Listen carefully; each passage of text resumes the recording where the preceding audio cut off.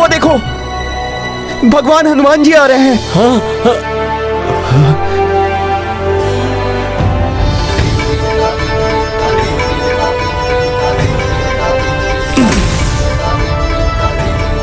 प्रणाम हनुमान जी।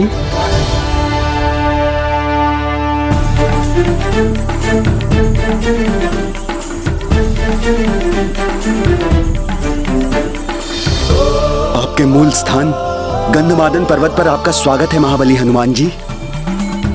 आइए आइए हनुमान जी। प्रणाम।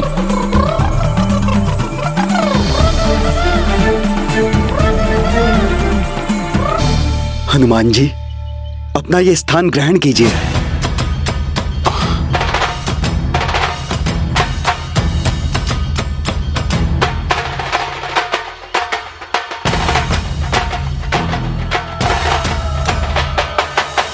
ये आप लोग क्या कर रहे हैं?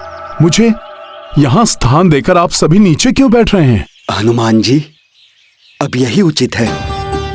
त्रिदेवों द्वारा निर्दिष्ट आपके मूल स्थान गंधमादन पर्वत पर आपके लिए इस भव्य भवन का निर्माण विश्वकर्माओं द्वारा त्रिदेवों की इच्छा के अनुसार ही हो रहा है। यहाँ आपके निवास एवं अन्य व्यवस्थाएं भी स्वयं उन्होंने ही की हैं। किंतु मैं तो यहाँ का राजा नहीं हूँ। राजा तो भैया सुग्रीव है ना?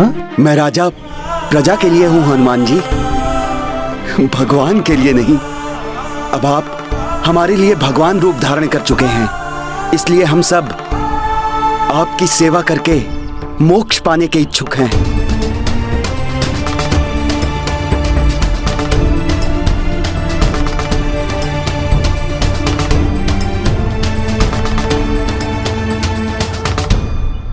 भगवान हनुमान की, संकट मोचन हनुमान की।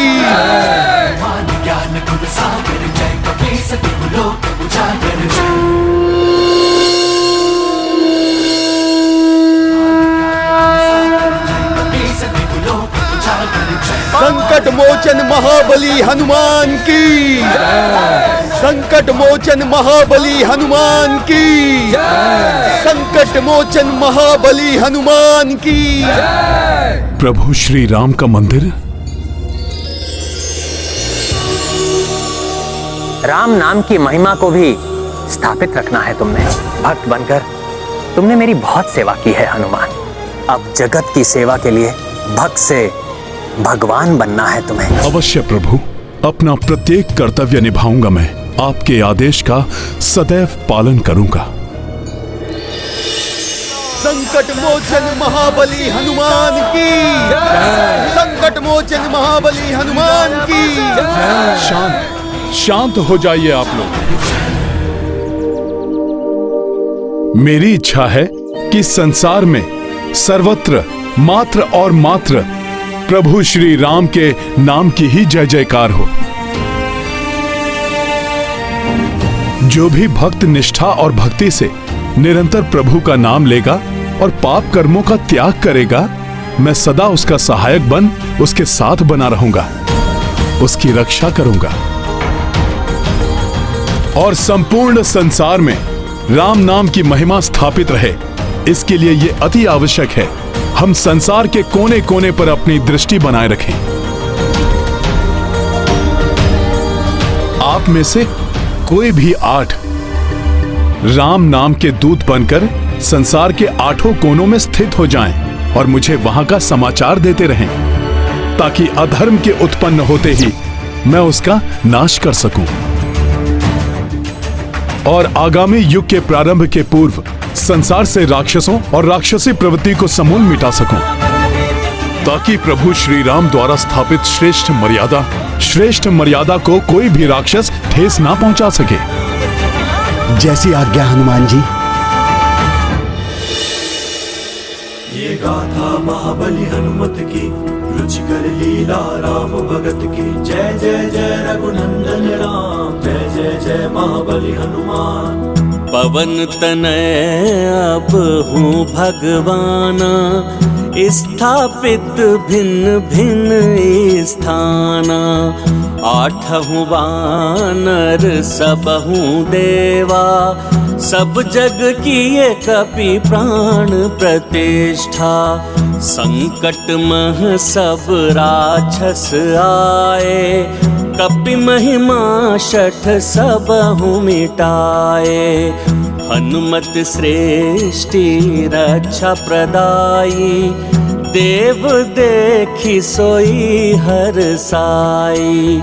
नित नियमित दिनचर्या धारी, कपीशा पूजत अवध बिहारी। संध्या वंदन नित अपनाई, गंध मध न बसे कपिराई। ये गाथा महाबली हनुमत की, रुचिकर लीला राम भगत की। जय जय जय रघुनंदन राम, जय जय जय महाबली हनुमान।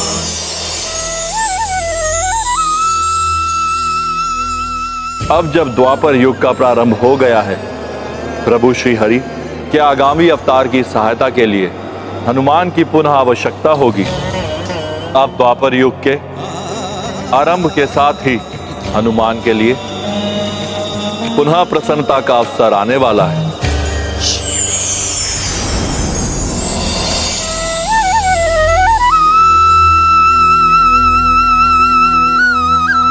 अंततः द्वापर युग का आगमन हो ही गया, अर्थात प्रभु द्वारा पुनः अवतार लेने का समय आ ही गया।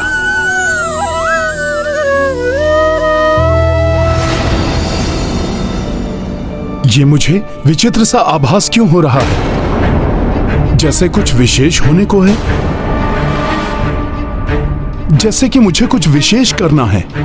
ओम नमः शिवाय। शिव जी के मंत्र का जाप। ओम नमः शिवाय।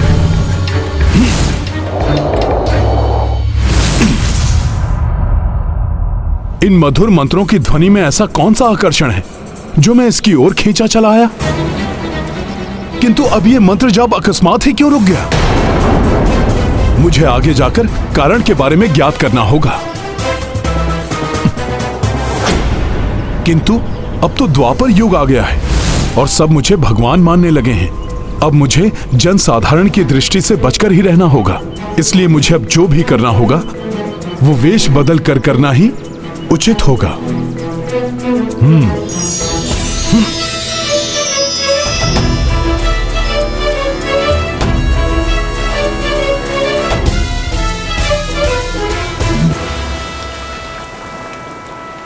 अवश्य ही यहां मैं कुछ विशेष कार्य करने हेतु आने के लिए प्रेरित हुआ हूं।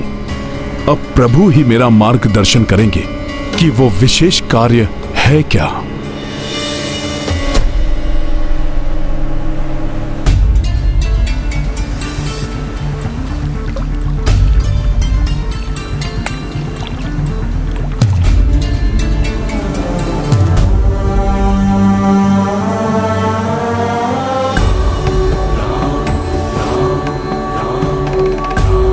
प्रभु, त्रेता युग तो व्यतीत हो चुका है। अब द्वापर युग में आपके आगामी अवतार के दर्शन की प्रतीक्षा है मुझे। किंतु यदि इस समय मुझे कोई विशेष कार्य करना है जिसका मुझे आभास हो रहा है, तो आप मुझे उससे संबंधित कोई संकेत दीजिए प्रभु। ओम नमः शिवाय। ओम नमः शिवाय।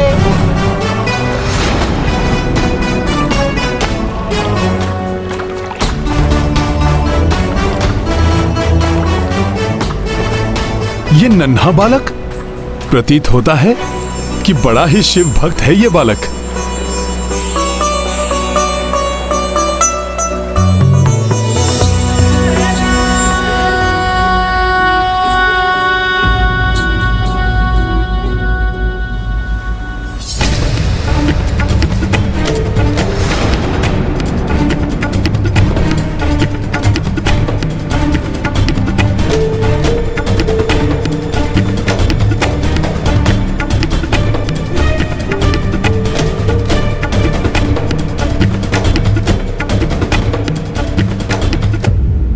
अरे बालक की बेलपत्र की पोटली गिर गई और इसे ज्ञात ही नहीं है अब ये शिव जी को क्या अर्पित करेगा।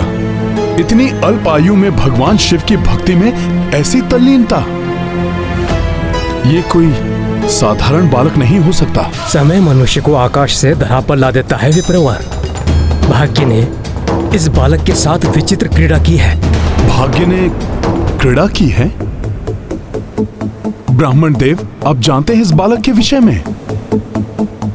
हाँ विप्रवर, यह कोई साधारण बालक नहीं है, किंतु साधारण जीवन से भी निम्न जीवन जीने के लिए विवश है।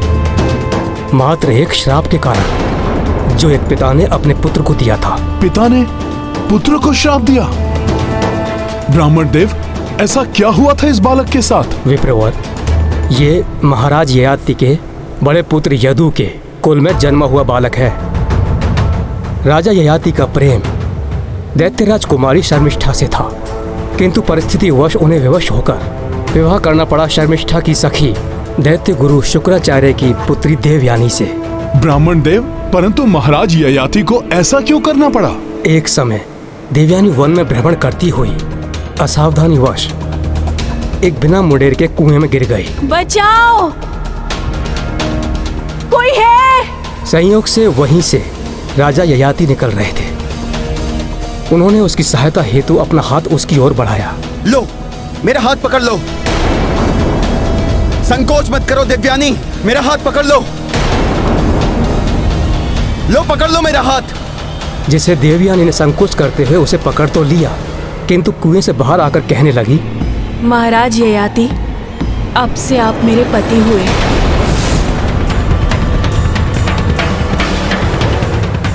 ये तुम क्या कह रही हो देवयानी?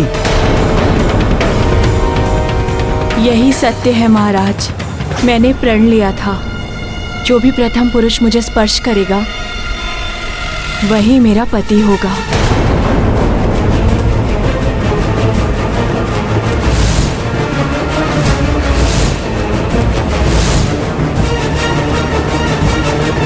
ये तो उचित नहीं हुआ।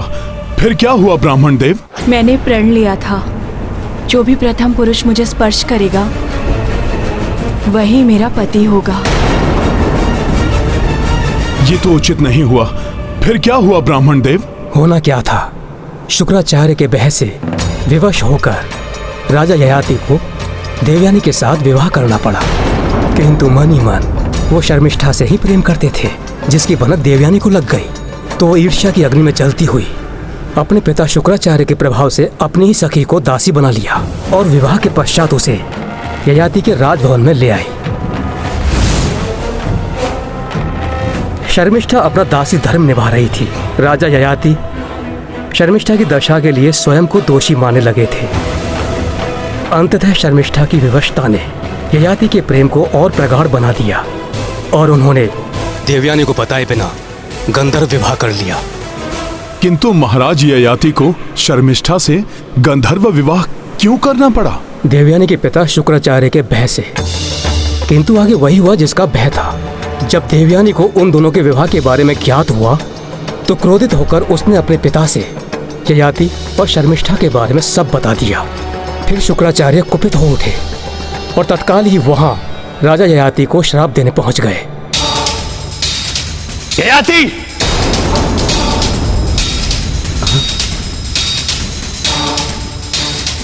मैं देवयानी का पिता शुक्राचार्य तुम्हें श्राप देता हूं।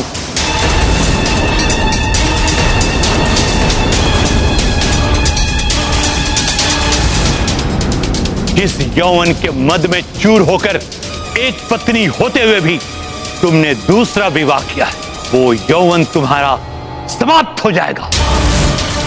तुम वृद्ध हो जाओगे।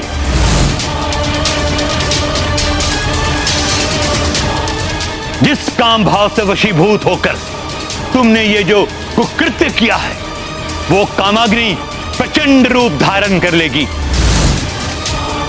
तुम्हारी देह उसका शमन करने में असमर्थ हो जाएगी।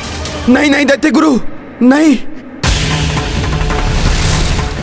नहीं दैत्य गुरु, नहीं नहीं दैत्य गुरु, नहीं नहीं।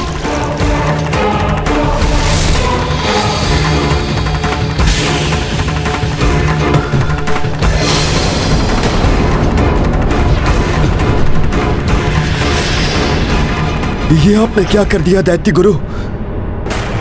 देवयानी से मेरा विवाह तो मेरी विवशता थी, और शर्मिष्ठा से मेरा विवाह वो तो मेरा प्रेम था। वो तो इस विवाह से भी पूर्व का प्रेम था। विवाह विवशता हो या प्रेम, द्वितीय विवाह सर्वथा अनुचित है। प्रथम पत्नी से छुपकर विवाह तो कुकृत्य है, अपराध है। मुझे क्षमा कर दीजिए, मुझे क्षमा कर दीजिए। मैं अब भी देवयानी का पति हूं। आपके श्राप के प्रभाव से देवयानी का वैवाहिक जीवन अवश्य प्रभावित होगा।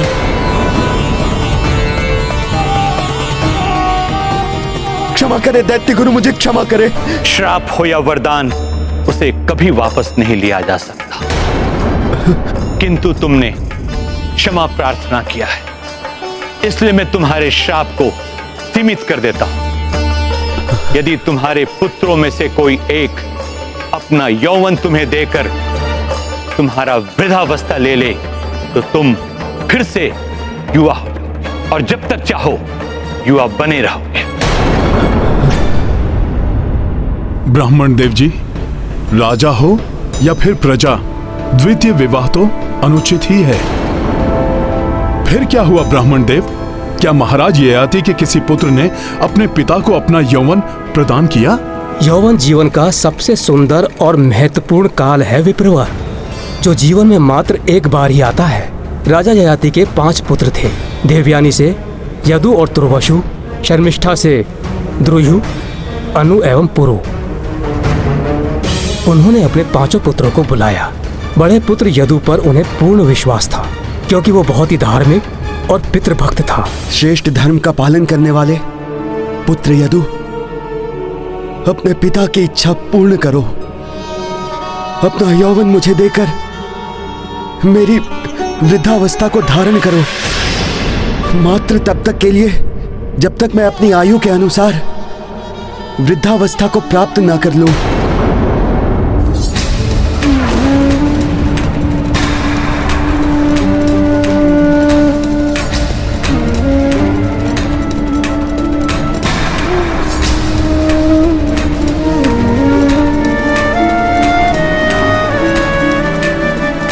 तुम पुत्र,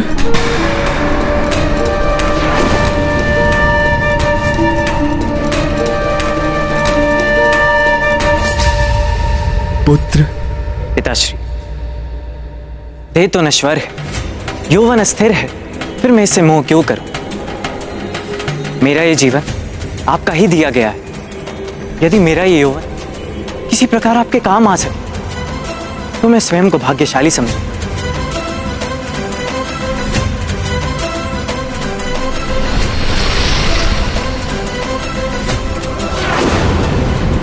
ययाति की इच्छा तो पूर्ण हो गई थी, किंतु वे अपने अन्य पुत्रों से कुपित थे। उनका वह कोप अपने उन पुत्रों पर श्राप बनकर टूट पड़ा। मैं ययाति ये विधान करता हूं कि जब मैं अपने अनुज पुत्र पुरु को उसका यौवन लौटाऊंगा, तब वही मेरे राज सत्ता का उत्तराधिकारी होगा। किंतु मेरे अन्य पुत्र, जिन्होंने अपने पिता के साथ कृतज्ञता की है, उन्हें मेरा श्राप है। वे राज सत्ता से सदैव पृथक रहेंगे, सदैव निर्धनता और पतन के अंधकार में घिरे रहेंगे। विशेष रूप से मेरा ज्येष्ठ पुत्र यदु, तुमने मेरे विश्वास को तोड़ा है। तुम्हारा वंश सदैव पतन की ओर अग्रसर रहेगा। ये महान यदुवंश, जिसमें स्वयं प्रभु का अवतार होने वाला है, वो वंश ही श्रापित हो गया। ये तो अनर्थ है। ये रहे मेरे महादेव के लिए नवीन पुष्प। ये रहे महादेव के लिए बेलपत्र। अरे, बेलपत्र की पोटली कहाँ गई? प्रतीत होता है कहीं गिर गई। अब बिना बेलपत्रों के महादेव की पूजा कैसे संपन्न होगी? तो ये बालक उन्हीं यदु का वंशज है। हाँ विप्रवर, यदुवंशी है ये। निर्धन है, अपनी विधवा माता के साथ रहता है। पिता की मृत्यु के पश्चात उसके स्वजनों ने उन्हें घर से निकाल दिया।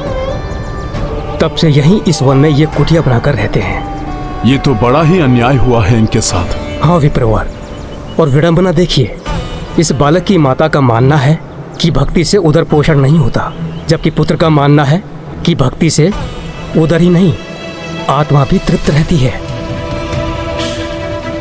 इसीलिए ये अपनी माता से छिपकर शिव भक्ति में तल्लीन रहता है। प्रणाम। प्रणाम।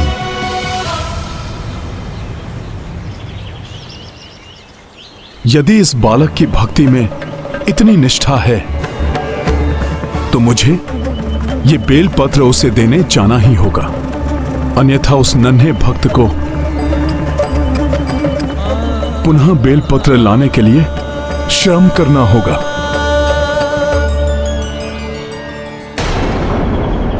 प्रातः हुई नहीं और तुम फिर पूजा पाठ में बैठ गए। ऐसा प्रतीत होता है जैसे तुम्हारे जीवन में कोई और अन्य काम हो ही नहीं। बालक की माता कुपित है बालक की पूजा से। कितनी बार समझाया है तुम्हें, कितनी बार समझाया है। पूजा पाठ करने से उदर नहीं भरता, जीवन ऐसे नहीं चलता। तुम्हारे पिता की मृत्यु के पश्चात एकमात्र तुम ही मेरा सहारा हो, और तुम हो कि दिन रात्रि इस पूजा पाठ में व्यर्थ ही अपना समय नष्ट करते रहते हो। व्यर्थ नहीं है माँ, भगवान शिव जी की भक्ति कर रहा हूँ मैं। हमारे राजा चित्रसेन जी को भी देखिए ना, कितने बड़े शिव भक्त हैं। उन्हें देखकर ही तो मैं भक्ति के लिए प्रेरित हुआ हूँ। वो राजा है पुत्र, वो कुछ भी कर सकते हैं, तुम नहीं। तुम्हारी उम्र नहीं है भक्ति करने की, ये पूजा पाठ करने की। जैसे तैसे मेहनत करके मैं 2 समय की रोटी जुटा पाती हूँ।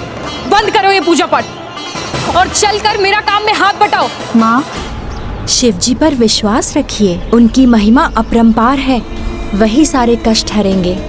मेरे साथ आप भी ओम नमः शिवाय का जाप करते रहिए माँ। रुको, अच्छी प्रकार से तुम्हें ओम नमः शिवाय का जाप कराती हूँ अभी। अच्छा है माँ, आपने भले ही कुपित होकर बोला, किंतु ओम नमः शिवाय तो कहा। प्रभु का नाम बड़ा कल्याणकारी है।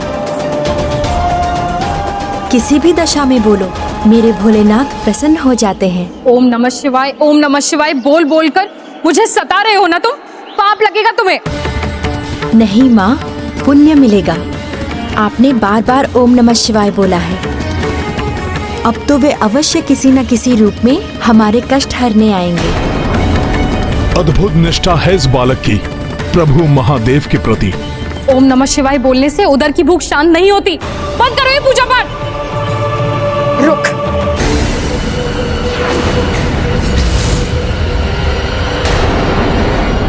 ये शिवलिंग ही सारे कष्टों की जड़ है। ना ये यहाँ रहेगा, ना ही तेरा ध्यान भटकेगा। नहीं माँ, ऐसा मत कीजिए माँ, मेरे प्रभु को मुझसे विलग मत कीजिए माँ, उनकी भक्ति ही मेरा जीवन है। नहीं, आज मैं इस शिवलिंग को कुएं में डाल दूंगी, जिससे तुम पुनः इसे दोबारा निकाल ना सको। नहीं माँ, ऐसा मत कीजिए माँ, इन्हें वापस रख दीजिए माँ। हट जा मेरे रास्ते से। नहीं माँ, इन्हें वापस रख दीजिए माँ। नहीं नहीं महादेव।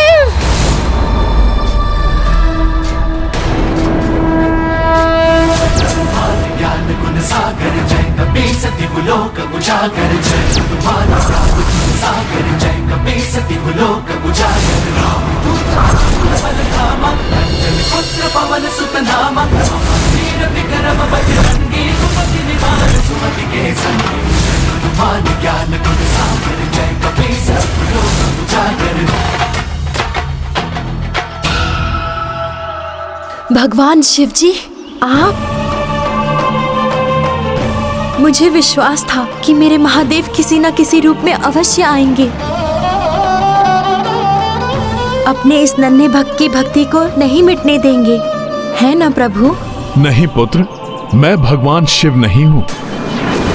हाँ, उनका एक छोटा शिवात्मज अंश अवश्य हूँ, जैसे संसार के समस्त जीव उन्हीं के अंश हैं। किंतु आपको अवश्य मेरे प्रभु ने भेजा होगा मेरे लिए, तभी तो आपने मेरे प्रभु को मुझसे दूर नहीं जाने दिया।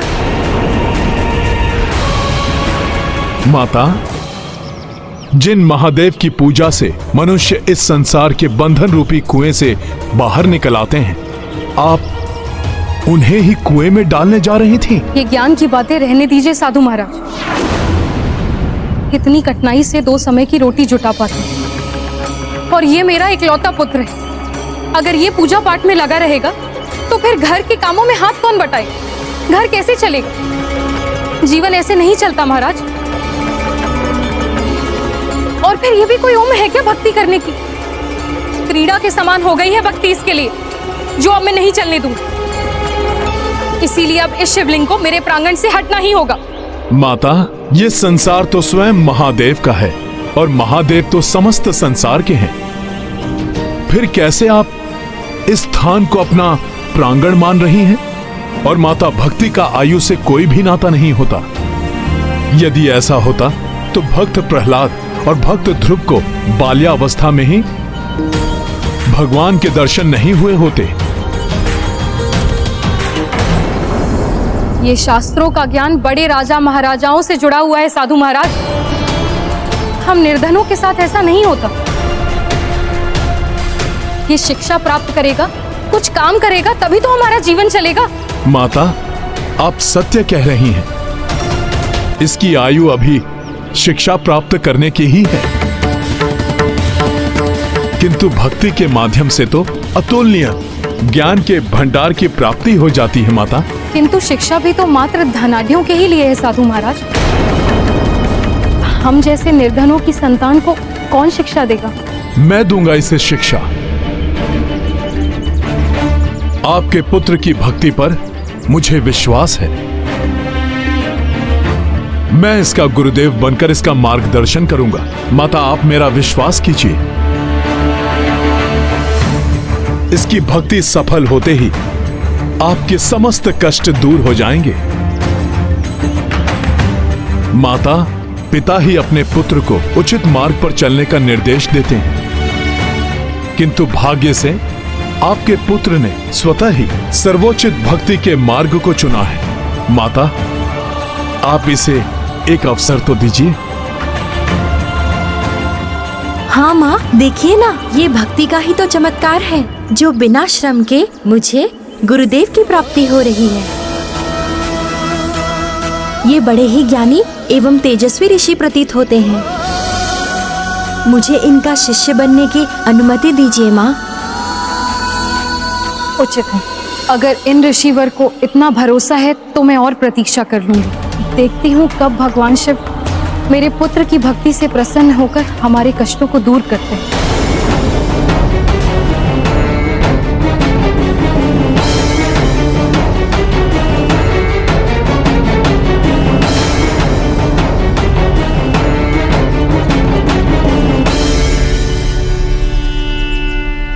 गुरुदेव, आपने मेरे प्रभु को मुझसे दूर होने से बचा लिया।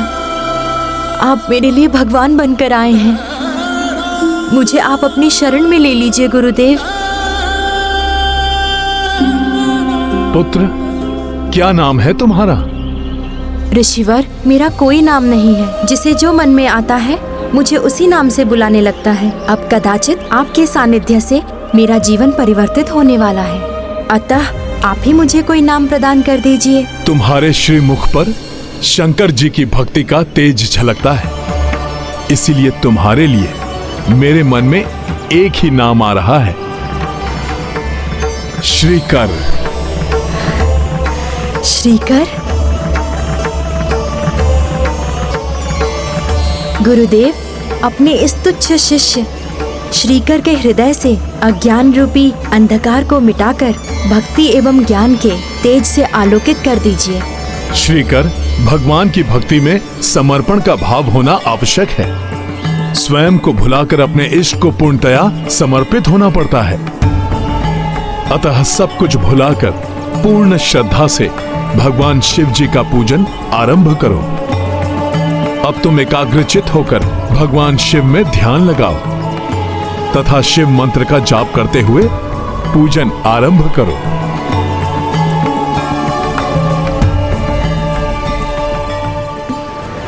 ओम नमः शिवाय, ओम नमः शिवाय, ओम नमः शिवाय। अंजनी सुत श्री कर निर्देशा, किए शिव पूजन शिव अभिषेका। सुवासित चंदन लेप लगाए, बेल पत्र अरु सुमन चढ़ाए। बहुत अच्छे श्रीकर, अब तुम शीघ्र ही भक्ति की पराकाष्ठा को स्पर्श कर लोगे। ओम नमः शिवाय। ओम नमः शिवाय। ओम नमः शिवाय। ओम नमः शिवाय। धन्य है हनुमान जो स्वयं भक्ति के श्रेष्ठतम शिखर पर पहुंचकर भगवान की श्रेणी प्राप्त कर चुके हैं और अब इस नन्हे भक्त को भी भक्ति की पराकाष्ठा पर पहुंचा रहे हैं।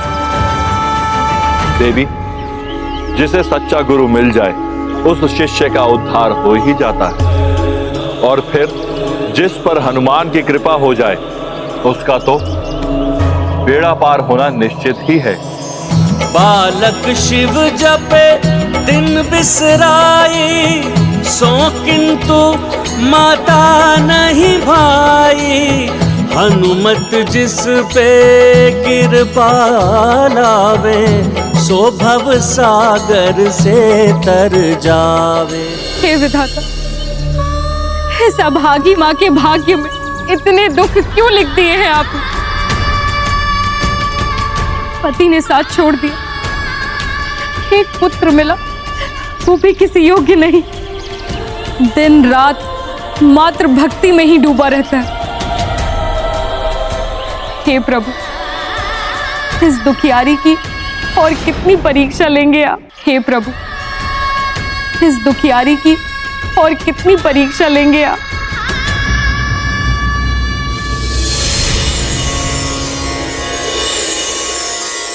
ये सब क्या हो रहा है?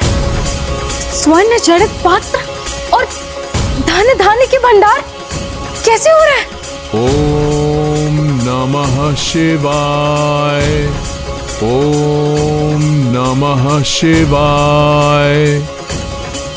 ओम नमः शिवाय। ये सब कैसे हो गया? क्या हो रहा है?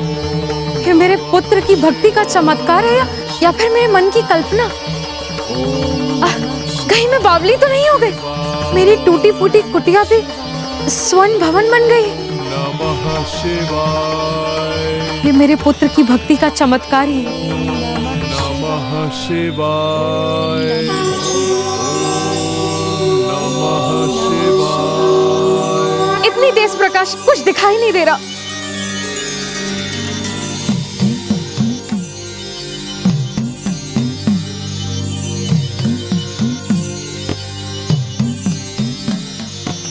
उठो पुत्र श्रीकर।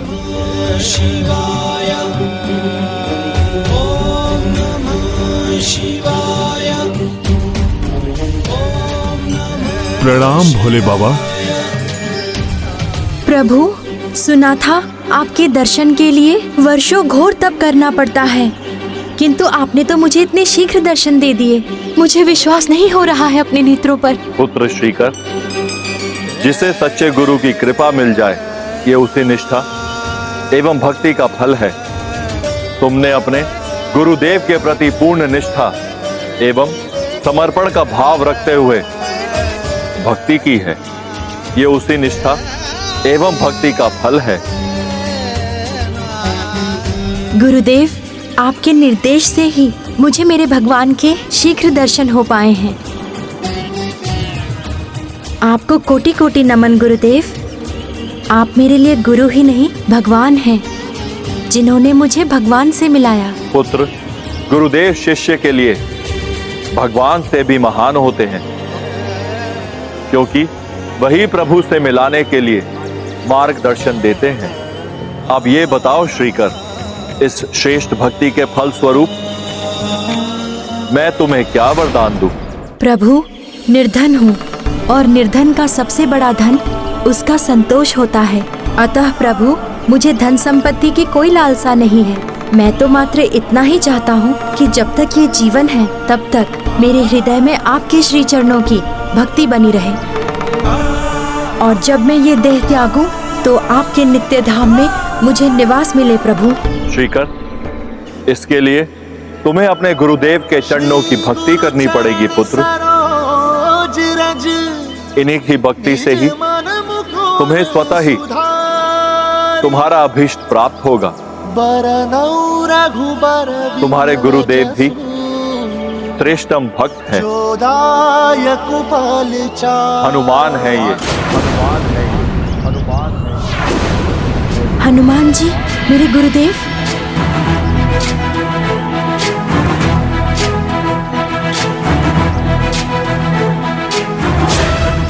प्रणाम गुरुदेव हनुमान जी। मेरे बड़े भाग्य जो स्वयं भगवान रुद्रांश ने मेरे गुरुदेव बनकर मुझे भगवान रुद्र से मिलाया।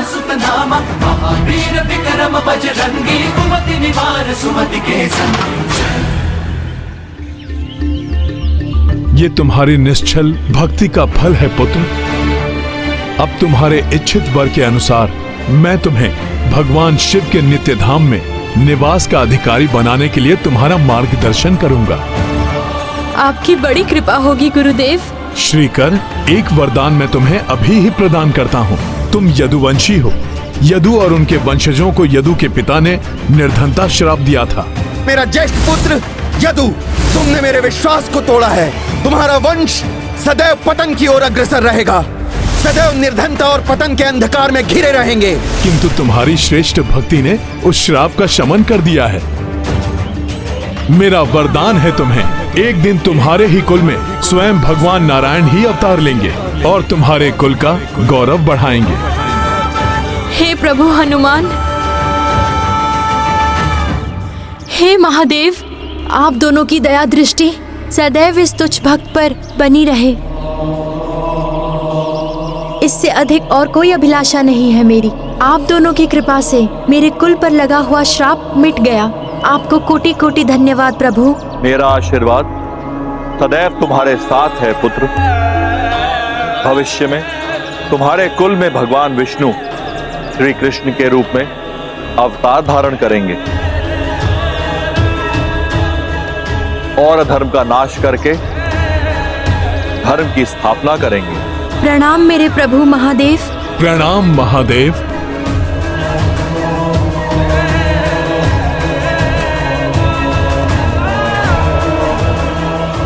कल्याण हो श्रीकर, कल्याण मस्तु हनुमान।